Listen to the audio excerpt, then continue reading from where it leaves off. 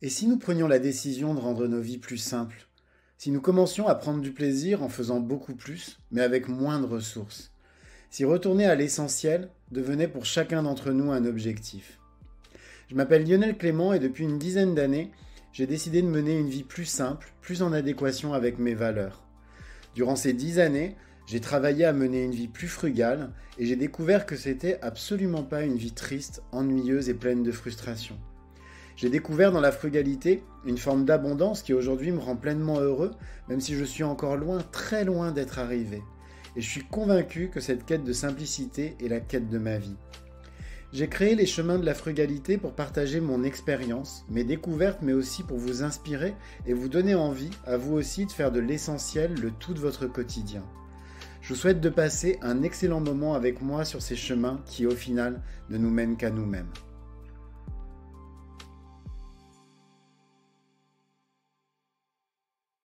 Dans mon épisode d'hier, je vous ai présenté le concept d'alimentation consciente. Alors pour moi, c'est bien plus qu'un concept, hein, c'est vraiment un art de vivre que je pratique depuis maintenant un peu plus de 5 ans. Et qu'est-ce que c'est? C'est vraiment une manière d'envisager son alimentation qui va à l'encontre de tous les régimes et les diètes alimentaires qu'on peut trouver sur Internet, à la télé, etc. Moi, j'appelle ça l'anti-régime absolu. En fait, avec l'alimentation consciente, il s'agit absolument pas justement d'établir des privations ou encore de faire des comptes de calories ou ce genre de choses. En fait, avec l'alimentation consciente, il s'agit d'être à l'écoute de son corps, d'être à l'écoute de ses sensations et d'effectuer des choix éclairés concernant les aliments qu'on consomme. En gros, vous avez la possibilité de manger tout ce que vous voulez à partir du moment où vous avez bien conscience de ce que vous mangez et de ses implications, tant sur votre santé que sur l'environnement. Aujourd'hui, je voudrais vous proposer, parce que ça m'a été demandé, une méthode en 10 étapes qui est tout simplement la méthode que je me suis appliquée à moi-même ces 5 dernières années. Vous allez voir, il n'y a rien de très compliqué, c'est une méthode simple, mais qui va vous permettre d'amorcer des changements très profonds.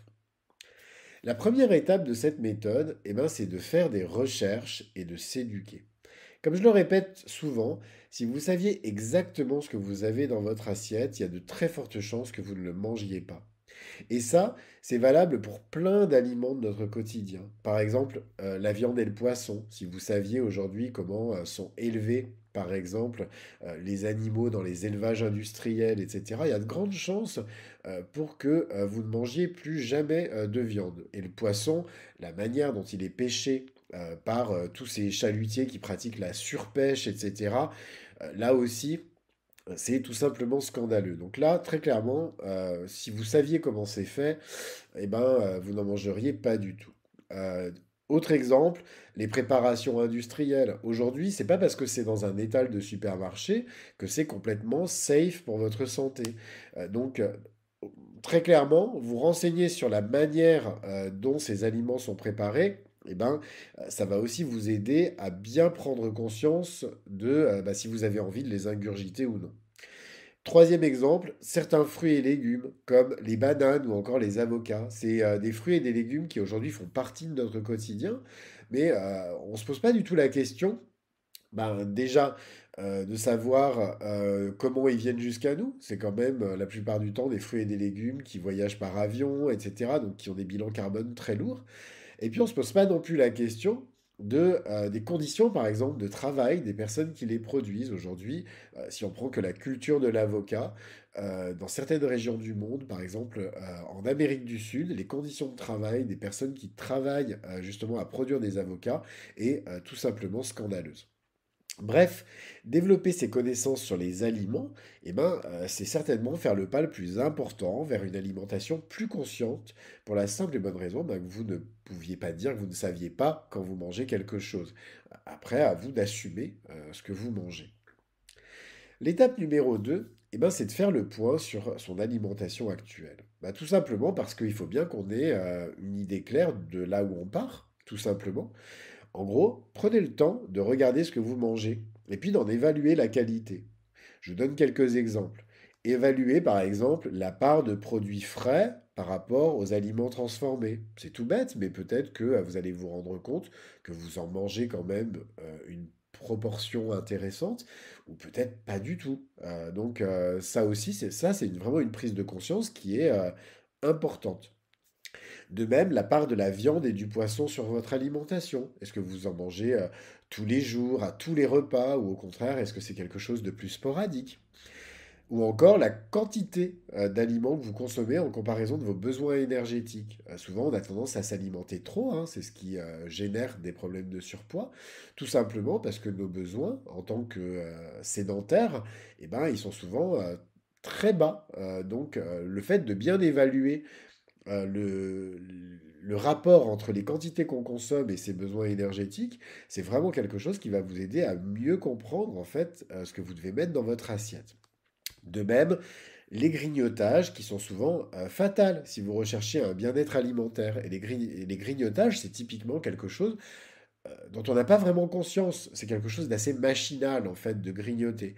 Le fait d'en prendre conscience, eh ben, ça va vraiment vous aider à faire le point sur votre alimentation et sur ce que vous devez modifier.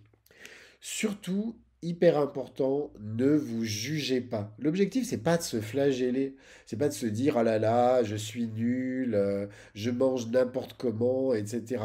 Ça n'a aucun intérêt. C'est vraiment pas l'objectif de l'exercice.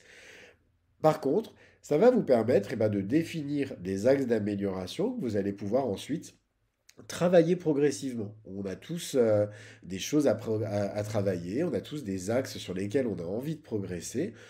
Il faut simplement faire le premier pas sur le chemin et puis de faire ensuite ce chemin à votre rythme sans chercher à vous mettre non plus une pression de folie.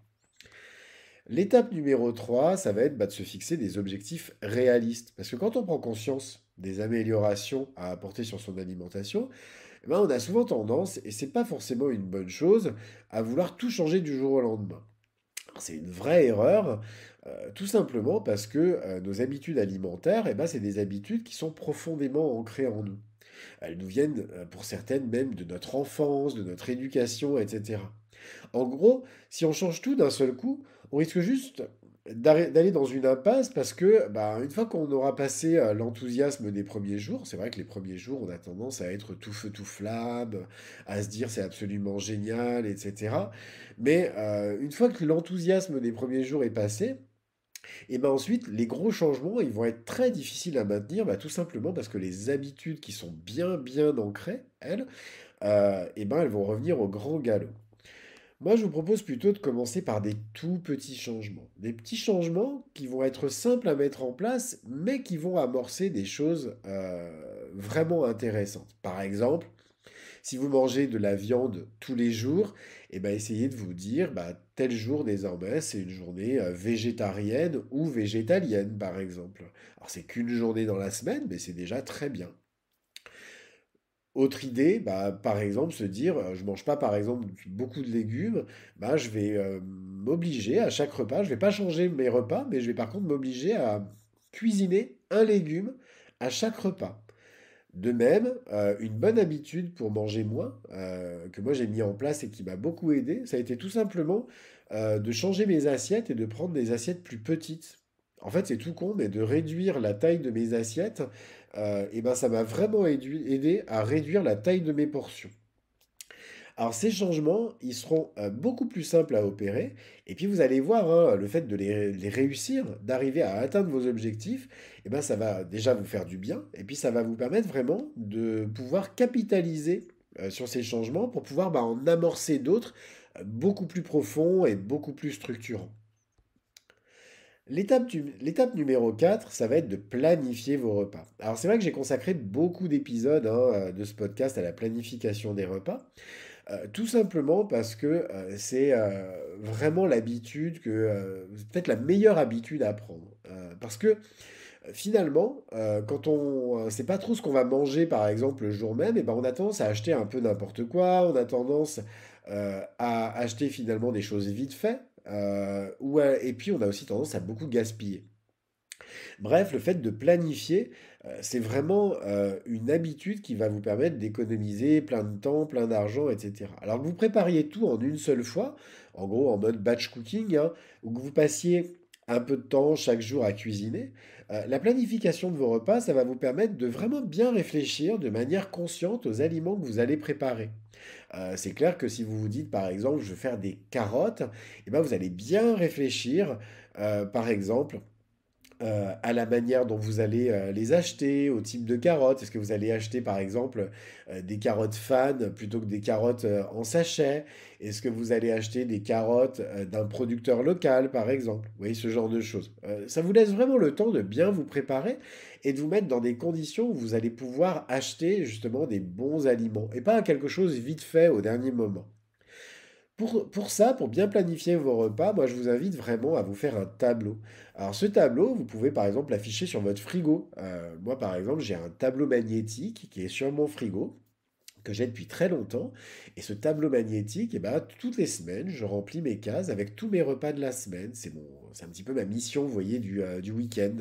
Ça m'aide énormément et je peux vous garantir que bah, non seulement je l'ai en permanence sous les yeux, donc j'ai plus de ça m'a enlevé une charge mentale, vous n'imaginez même pas. Et puis surtout, ben, ça me permet de savoir exactement ce que j'ai à acheter en fait, au jour le jour ou à l'avance, pour préparer mes repas. L'étape numéro 5, ça va être d'acheter local et de saison. Tout simplement parce que bah, les produits locaux et de saison, c'est d'excellents moyens de réduire votre empreinte carbone et puis de soutenir aussi le travail des agriculteurs de votre région. Contrairement à ce qu'on peut penser, en plus, ces aliments, ils sont pas souvent pas plus chers, hein. Vraiment pour avoir comparé, aujourd'hui, par exemple, ce que je peux acheter en légumes, de producteurs locaux à Marseille ou, ce que je peux voir, par exemple, dans les commerces alentours, les légumes de producteurs sont souvent beaucoup moins chers que ce que je trouve dans les commerces, vous voyez? Donc pour ça, si vous voulez acheter local et de saison, vous pouvez par exemple vous rapprocher du réseau des AMAP. Alors les AMAP, c'est les associations pour le maintien de l'agriculture paysanne. On en trouve de partout. On en trouve dans toutes les régions, dans toutes les villes, même dans les villages en fait aujourd'hui. C'est vraiment quelque chose qui s'est démocratisé ces dernières années et je trouve ça vraiment super bien. Alors avant, il y avait des listes d'attente interminables pour pouvoir intégrer la map. Aujourd'hui, il n'y a plus de liste d'attente. C'est vraiment quelque chose maintenant qui s'est bien organisé. Donc vraiment, du jour au lendemain, vous pouvez vous retrouver avec justement des paniers de fruits et légumes de saison. Donc comme je vous ai dit, on en trouve de partout. Et c'est un super moyen de se procurer bah, des aliments de qualité puis qui vont être produits à côté de chez vous. L'étape numéro 6, ça va être de choisir des produits qui sont vraiment issus de pratiques durables. Parce que tout simplement, la manière dont sont produits nos aliments, elle est super importante. Et en prendre conscience, c'est un pas vraiment intéressant à amorcer pour avoir une alimentation de qualité. Optez par exemple pour des aliments issus de l'agriculture biologique ou en tout cas des produits sans engrais ni pesticides. Moi j'aime bien rappeler par exemple que le label bio, je l'ai connu quand j'étais savonnier, hein, le label bio, c'est quelque chose que les agriculteurs ou les producteurs payent et souvent payent très très cher en fait. Le label bio, ça coûte, mais vraiment, c'est terrible, mais ça coûte la peau du cul. Vous me passerez l'expression, ça coûte la peau du cul aux producteurs. C'est terrible. Je trouve que c'est honteux. Et en fait, il y a énormément de producteurs qui n'ont pas du tout les moyens de se payer ce label bio. Néanmoins, ils produisent en fait aujourd'hui des aliments qui ont tous les standards en fait des produits biologiques. Donc, quoi qu'il en soit, renseignez-vous autour de vous, mais déjà, optez en tout cas pour des aliments qui sont produits soit de manière biologique, soit en tout cas de produits de manière responsable. De la même manière, si vous continuez à manger de la viande ou du poisson, prenez par exemple du poisson issu de la pêche durable ou d'élevages qui sont respectueux du bien-être animal.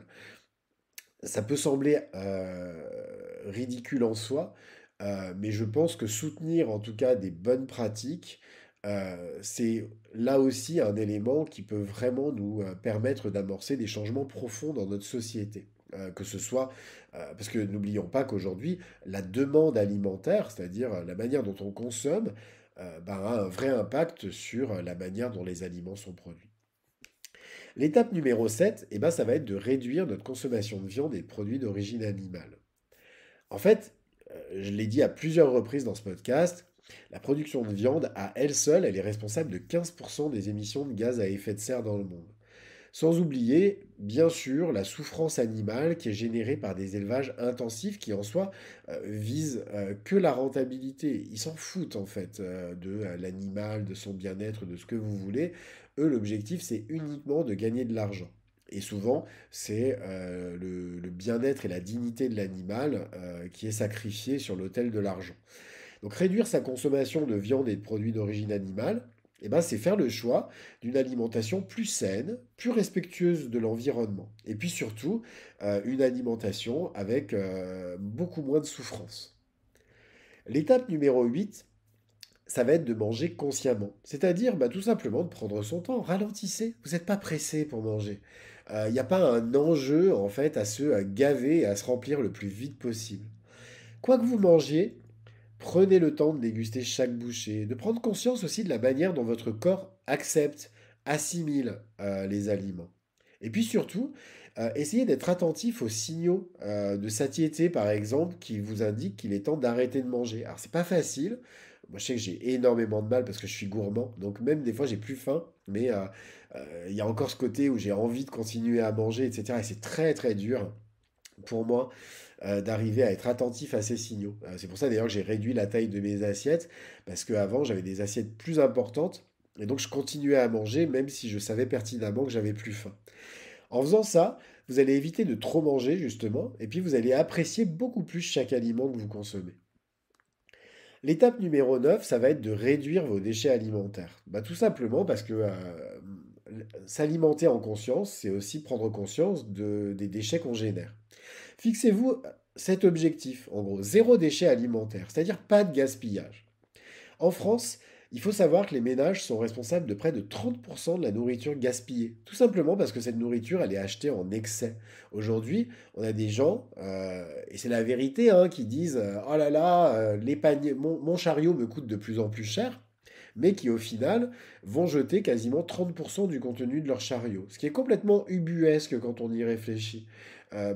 Si ces personnes avaient mieux calibré leur chariot, ils auraient payé moins cher, forcément, et il n'y aurait pas eu de gaspillage. Bref, achetez juste les quantités dont vous avez besoin, et puis surtout évitez de stocker des produits périssables dont vous n'avez pas nécessairement l'usage. Là aussi, comme vous le savez, pour des personnes qui suivent mon podcast depuis très longtemps, j'ai une vraie tendance à l'accumulation compulsive.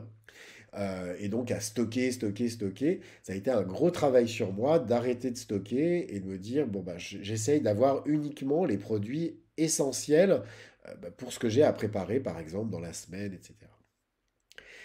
Et enfin, l'étape 10, continuez en permanence à apprendre et à partager vos connaissances. Aujourd'hui, avec Internet et notamment avec les blogs, mais aussi il y a plein de livres qui existent sur le sujet, vous avez vraiment la possibilité de savoir exactement ce que vous avez dans votre assiette.